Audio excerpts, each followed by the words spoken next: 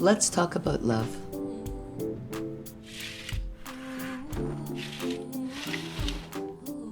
Love is real. When you see it in the movies and on TV, it's a whirlwind of emotion. Full of spontaneity, grand gestures, and usually sex.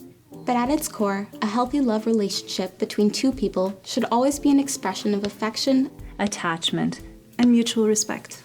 It should include reciprocity, support and trust, sharing responsibilities, open communication, honesty, authenticity, and transparency. It might seem like a long list, but you shouldn't settle for anything less when it comes to your love life. Unfortunately, domestic violence is also real. When you see it in the movies and on TV, there are usually bruises and blood. but in real life, violence against women is not always obvious. your neighbor, Friend, cousin, doctor, teacher, or the woman or child sitting next to you on the bus could all be victim of domestic or conjugal violence, and you might never know. When we hear about domestic violence, we say to ourselves, that could never happen to me. that would never happen to me. that will never happen to me. But it could happen to you. we think that the worst cases of domestic or conjugal abuse happen spontaneously. But in reality, violence starts small. In its early stages, the signs of an abusive relationship can be subtle. Verbal, psychological, and emotional abuse initiate a cycle of oppression that sets the stage for physical and sexual violence. Does your partner get overly jealous when you talk to other people and then blame his feelings on you? Does he try to control you by saying things like, Well, if you loved me, you would do what I want. Does he try to humiliate you or damage your reputation by posting on your social media pages? Does he demand that you be available to him whenever he wants and harass you with nonstop text messages? Does he treat your body like his property and demand that you make it available to others? Does he get angry when you refuse his sexual requests? These are all signs of an abusive relationship. When you love someone, you want their life and relationships to thrive. And you don't try to control and manipulate them. When we hear about conjugal violence in our community, we say things like, I would just leave. Why doesn't she get out of there?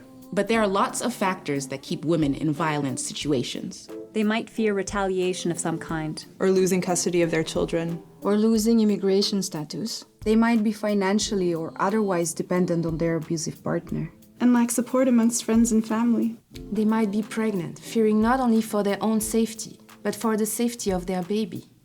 And they might feel pressure from their community to stay married. On top of all this, the psychological effects of abuse can make it even more challenging for someone to leave an abusive situation. Victims of abuse often experience feelings of isolation, worthlessness, and paralyzing self-doubt. They may blame themselves for what is happening to them and feel embarrassed about telling anyone.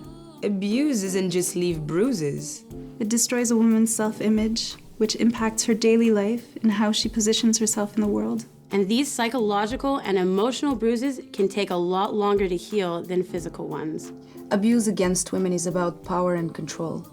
It reinforces gender inequalities in all spheres of life and robs women of their individual choices, freedoms, and opportunities. Leaving an abusive relationship can be one of the hardest things a person does in her life.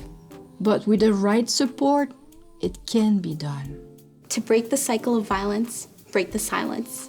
If you suspect a loved one is in an abusive environment, start a frank conversation about violence, even if it's scary. Don't judge. Be compassionate. And listen. If you think you might be in an abusive relationship, tell someone you trust and ask them to find you the help you need. Call a local shelter.